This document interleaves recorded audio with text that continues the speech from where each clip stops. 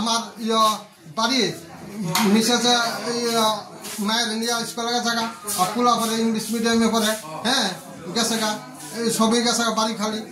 আর তার মধ্যে এই ঘটনা রয়েছে। কেমনে আইছে তোর কোন দিকে আইছে? ওই দিকে মনে হচ্ছে ওই দিকে দরদার বেঙ্গল আছে, দরদার গিলটা ওই বাংকা সিংহা সব চুরি করে। আমার কালকা ব্যাংকের থেকে আমি বউরে ডাক্তার দেখাবো আগে তোলা নেব, 12,000 টাকা তুলছি। আর দুইটা বালা, মায়ার গলা, বউর গলা, শাখা বান্ধানি সব নিয়ে গেছে। কোন জায়গা এটা? রাউছড়া হসপিটাল। কয়টার সময় হয়েছে মনে করেন আনুমানিক? আমার তো বউ আইসে একটা সময় আয়া দেখে, ওই ঘরের দরজা খুললা দেখে দৃশ্য, ঘরের জিনিসপত্র করেন না, ভাঙেন না, এইসব অবস্থা। যা পাইছে লিয়ে গেছে। হ্যাঁ, কে দেখছে চুরি হয়েছে? যে আমার মিসে দরজা খুলে দেখছে। হ্যাঁ, সামনের দিকে দরজা তালা।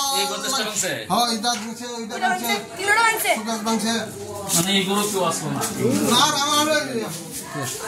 আমার জাল 10:30টার সময় স্কুলে গেছে। আমি তারপরে ঘরের যে কত কামগুলো থাকে আমি করতেছি কন্টিনিউ। করার পরে আমি আমার ছেলের দোকানে দিয়েছি, দোকানে দিয়ে সেটা আমি স্নান টান করে ঘরে বইছি কত সময়। বওয়ার পরে হ্যাঁ শি করার পরে আমি এদিকে শি করাইতেও নিচ্ছি। এরপরে আবার ছাদের তো আইছি 12:30টার সময়। এরপরেও গেলাম তারা শি করাইতে নিচ্ছি 12:30টার মধ্যে নিয়ে দোকানে দিয়েছি। দিয়ে আমি এই জায়গাটা দাঁড়াইছি ঘরের দরজা।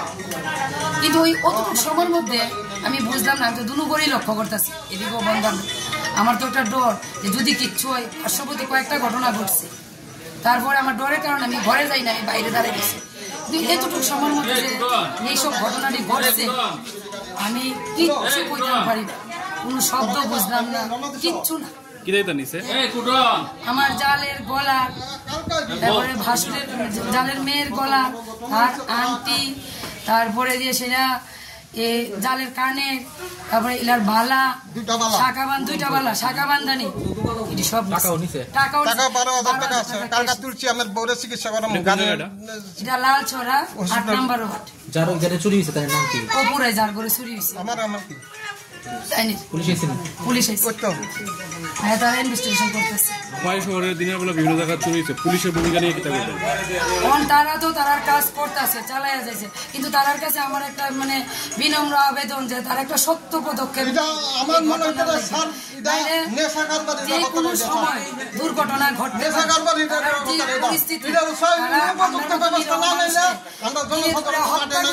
তারা জিনিস নিতে দ্বিধাবোধ করতো না, যে পরিস্থিতি একটুকু ডরাইতো না, যে কোনো সময় যে কোনো ঘটনা ঘটতে পারে।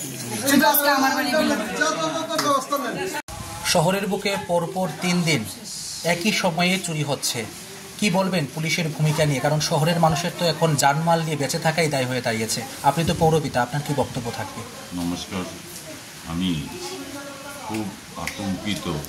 আমি খুব এমন কোয়াইট শহরে এরকম হবে এটা আশা করা যায় না। গত পরশুদিন আমার কোয়াইট পৌর পরিষদের 8 নং ওয়ার্ডের কাউন্সিলরের বাড়িতে চুরি হয়েছে। আমি ওইখানে গিয়েছিলাম। গতকালকে 11 নম্বর ওয়ার্ডে একজন টিচারের বাড়িতে চুরি হয়েছে। আজকে এই বনকর এলাকা লালচড়া এলাকাতেই আরেকটা চুরি সংঘটিত হয়েছে। এটা কোনো অবস্থায় কাম্য না। আমি আসার সময় আমি খোয়াই থানার ওসি সাহেবকে পেয়েছি। ওসি সাহেবকে বলেছি যাতে সুষ্ঠু তদন্ত করে খোয়াই শহরে মানুষ যাতে নির্বিঘ্নে বসবাস করতে পারে এটা চেষ্টা যাতে উনি করে। উনি আমাকে আশ্বস্ত করেছে যে খোয়াই শহরে যে চুরির প্রবণতা বৃদ্ধি পাচ্ছে এটা কিভাবে বন্ধ করা যায়। পুলিশ প্রশাসন এটার এগিয়ে সক্রিয় সহযোগিতা নেন। আপনারা জানেন আমার রাজ্যের মাননীয় মুখ্যমন্ত্রী চাইছেন একটা শ্রেষ্ঠ ত্রিপুরা করতে। ইতিমধ্যে ল অ্যান্ড অর্ডারের যা প্রভূত উন্নতি হয়েছে এই উন্নতির মধ্যে যাতে কোনো ধরনের বাধা বিঘ্ন সৃষ্টি না হয় পুলিশ প্রশাসন এই কাজ করবে।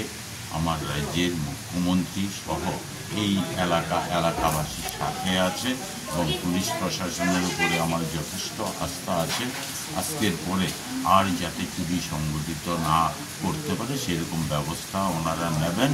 তার পাশাপাশি যাদের চুরি হয়েছে, যাদের বাড়িতে চুরি যাওয়া মালও উদ্ধার করবেন এবং চুর পাকড়াও করে যাতে শহরবাসীর সামনে আনবেন, এটা আমার দৃঢ় বিশ্বাস। সবাইকে নমস্কার।